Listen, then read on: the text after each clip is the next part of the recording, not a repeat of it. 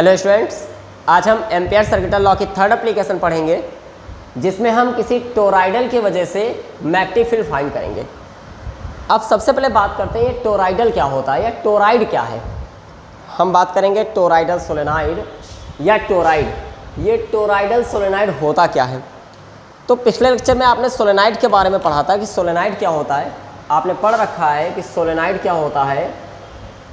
अगर हम किसी भी सिलेंड्रिकल कार्डबोर्ड को लेकर या कोई भी ऑब्जेक्ट जिसको हम जो कि सिलेंड्रिकल हो उसको लेकर उस पर तार के कई सारे फेरे लपेट दें, उस पर तार के कई सारे फेरे लपेट दें, तो इसको हम कहते थे सोलेनाइड।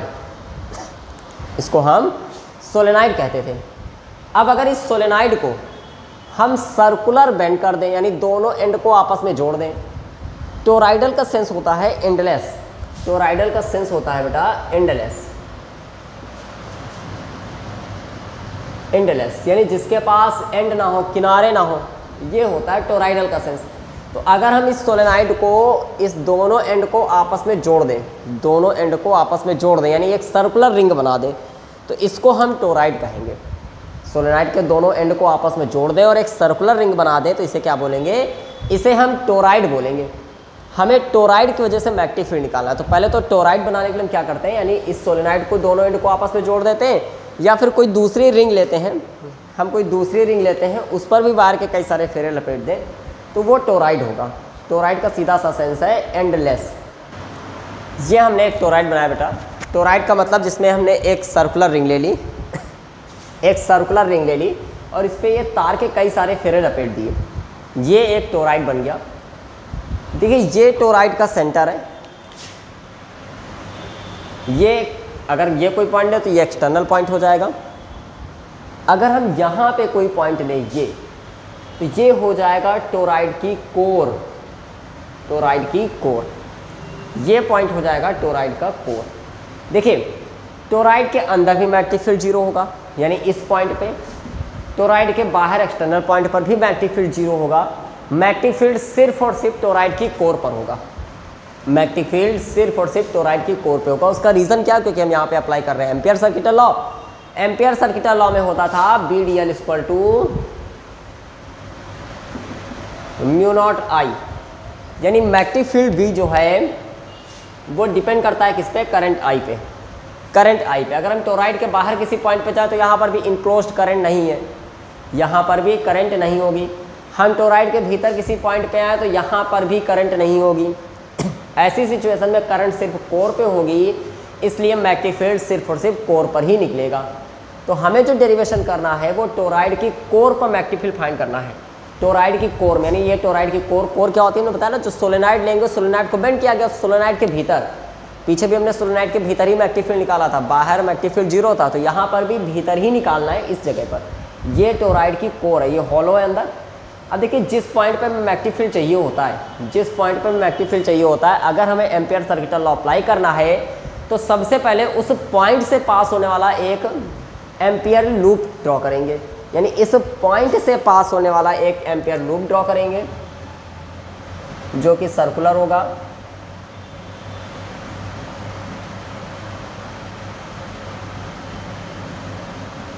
हमने ये ड्रॉ कर दिया, एक एम्पियर लूप ड्रॉ कर दिया इस पॉइंट से पास होने वाला जो कि सर्कुलर होगा। ये पॉइंट P है, इस पॉइंट P पे मैग्नेटिक फील्ड हमको फाइंड करना है। तो हमें टोराइड में जो मैग्नेटिक फील्ड फाइंड करना है वो कहाँ फाइंड करना है, इनसाइड द कोर।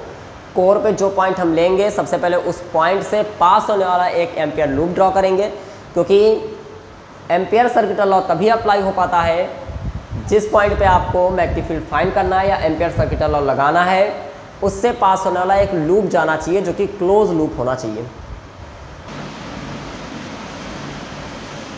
अब यहाँ पे हमने जो पॉइंट P लिया है टोराइड के भीतर, टोराइड की कोर के भीतर जो पॉइंट P लिया है, हमें इस पॉइंट P पर मैग्नेटिक फील्ड फाइंड करना है। तो सबसे पहले यहाँ पे एक छोटी सी लेंथ हम DL लेंगे, एक छोटी सी लेंथ DL लेंगे। यहाँ पर एक छोटी सी लेंथ, यहाँ पे आप ध्यान से देखिएगा, ये एक छोटी सी लेंथ DL लिए। कितनी है लेंथ ये DL, और इस छोटी सी लेंथ से कितना मैग्नेटिक फील्ड लिंक होगा, कितना मैग्नेटिक फील्ड लिंक होगा या इनक्लोज होगा, वो हमको फाइंड करना है। क्योंकि एम्पियर सर्किटल लॉ ये तो था कि एक छोटी सी लेंथ से कितना मैग्नेटिक फील्ड लिंक होता था। तो magnetic field linked with small length dl, magnetic field linked with small length dl equal to हो जाएगा BDL। लेकिन अगर हमें टोटल एम्पेयर लूप के लिए निकालना हो तो क्या हो जाएगा, इंटीग्रेशन ऑफ BDL। तो मैग्नेटिक फील्ड हम यहाँ पे कह सकते हैं magnetic field linked with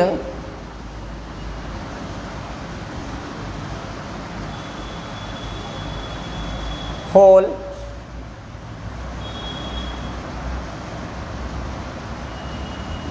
Amperian loop, पूरे एम्पीरियल लूप से जो मैग्नेटिक फील्ड लिंक होगा वो कितना होगा, integration of vector B dot vector dl। देखिए हमें टोराइड के भीतर का मैग्नेटिक फील्ड निकालना है, तो हम कभी भी जो अपना डेरिवेशन करते हैं वो पूरे के लिए नहीं करते, हम थोड़े से हिस्से के लिए करते हैं। तो हमने क्या किया, हमने मान लिया इस टोराइड के भीतर एक छोटी सी लेंथ, हमने मान लिया इस टोराइड के भीतर एक छोटी सी लेंथ dl है, इस छोटी सी लेंथ dl से कितना मैग्नेटिक फील्ड लिंक होगा हमने मान लिया वो b है। इस छोटी सी लेंथ dl से जो मैग्नेटिक फील्ड लिंक होगा हमने मान लिया वो कितना है, b है, इस छोटी सी लेंथ से। तो अगर हमें पूरे लूप से मैग्नेटिक फील्ड लिंक करना हो तो क्या कर देंगे, इंटीग्रेशन करा देंगे। पूरे लूप से मैग्नेटिक फील्ड लिंक करने के लिए इंटीग्रेशन करा देंगे। तो इसका जब इंटीग्रेशन कराएंगे तो आएगा integration of vector B dot vector dl equal to, इसको हम सॉल्व करेंगे तो कितना आएगा, vector B dot vector dl होगा b dl cos theta, integration ऐसे ही लगाए क्लोज लूप के लिए। अब देखिए b dl ये आप कैसे पकड़ेंगे, तो vector a dot vector b A B cos theta होता है, ऐसा आपने वेक्टर रिलेशन में पढ़ा था। तो इसको कर देंगे b dl cos theta. Theta कितना होगा, थीटा किसके इसके बीच का एंगल है, b और dl के बीच का, b और dl के बीच का एंगल थीटा है। तो दोनों ही सेम डायरेक्शन में है, तो थीटा कितना ले लेंगे, 0, थीटा 0 लेंगे और cos 0 की वैल्यू 1 होती है। तो यहाँ पे कितना आएगा, यहाँ पे फॉर्मूला हमारा बनेगा integration of vector B dot vector dl equal to, theta तो 0 हो गया, cos 0 की वैल्यू 1 हो गई, equal to integration of b dl। हमें क्या पता करना है, हमें तो मैग्नेटिक फील्ड निकालना है, हमें मैग्नेटिक फील्ड निकालना है, मतलब हमें b चाहिए। तो b के साथ कोई छेड़खानी मत करिए। वैसे भी आप जानते हैं इंटीग्रेशन के सिंबल के अंदर वही रह सकता है जिसके पास d होगा, d किसके पास है, l के पास, तो b तो वैसे ही बाहर आ जाएगा। यहाँ बचेगा integration of vector b dot vector dl equal to b बाहर आ जाएगा इंटीग्रेशन ऑफ dl। अब b तो हमें पता ही करना है, तो b को छोड़कर बाकी वैल्यू पुट करिए। बाकी वैल्यू कौन कौन सी पुट करेंगे, तो vector B dot vector dl आपको पता होना चाहिए कितना है और dl पता होना चाहिए कितना है। तो वी नो दैट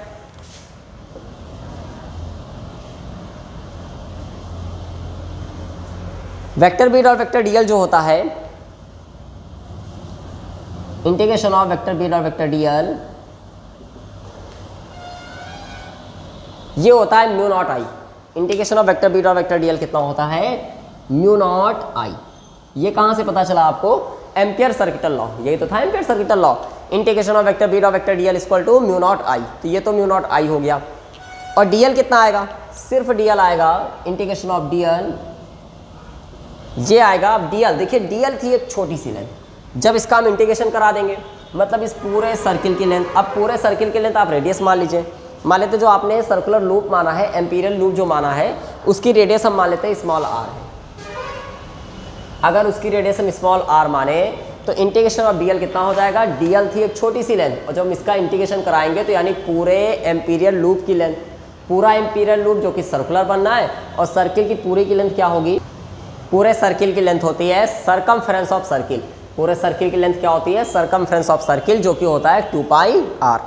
तो यहाँ से हो जाएगा integration of dl 2 pi r। ये क्वेश्चन फर्स्ट मान लीजिए, ये सारी वैल्यू क्वेश्चन फर्स्ट में रख दीजिए। ये सारी वैल्यू क्वेश्चन फर्स्ट में अगर हम रखें तो put the value from equation first, put the values in equation first. चलिए इक्वेशन फर्स्ट में अगर हम वैल्यू पुट करेंगे तो integration of B dl, integration of B dl आ जाएगा mu not I, integration of B dl आ जाएगा म्यू नॉट आई, और ये b तो हमारा ऐसे ही रहा, और dl कितना हो जाएगा, dl है 2 पाई r, 2 पाई r, ये तो मल्टीप्लाई में तो डिवाइड में जाएगा, b equal to mu not I upon 2 pi r। ये मैग्नेटिक फील्ड का फॉर्मूला बना इस कोर में, यानी जो आपने कोर ले रखी है, जो आपने टोराइड ले रखी है, इस टोराइड के कोर में इतना मैग्नेटिक फील्ड आएगा। लेकिन यहाँ पे जो करंट आई है, ये करंट आई कौन सी है? इस पूरे टोराइड में जितने भी नंबर ऑफ टर्न है, पूरे टर्न्स में कितनी करंट फ्लो हो रही है, वो करंट आई है। अगर हम ऐसा मान लें कि इसमें नंबर ऑफ टर्न n है, अगर हम ऐसा माने कि इस टोराइड की पर यूनिट लेंथ में number of turn small n है, let the number of turns in per unit length equal to small n। अगर हम ऐसा मान के चलें कि इस टोराइड की पर यूनिट लेंथ में number of turn small n है, टोटल लेंथ ऑफ टोराइड हमने पढ़ रखा है कि टोटल लेंथ कितनी है, total length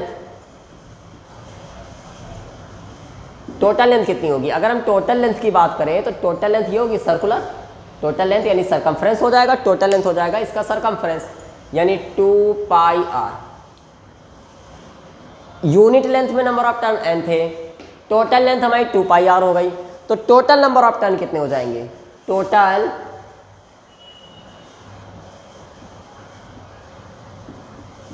number of turns equal to 2 pi R n।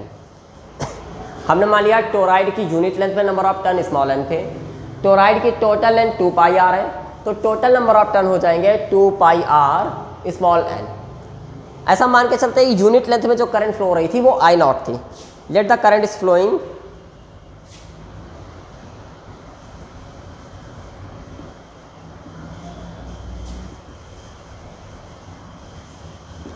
In 1 turn. हम मान के चलते हैं कि एक टर्न में जो करंट फ्लो हो रही थी, let the current is flowing in 1 turn equal to I not.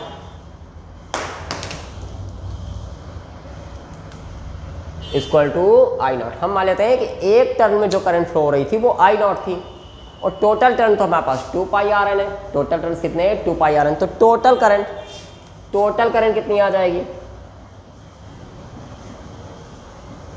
Total current का मतलब कैपिटल आई कितनी हो जाएगी? 2 pi R N I not. इतनी बात तो समझ में आ गई होगी। हम इसको इक्वेशन सेकंड मान लेते हैं। ये कैपिटल आई की वैल्यू इक्वेशन सेकंड में पुट कर देते हैं। Put the value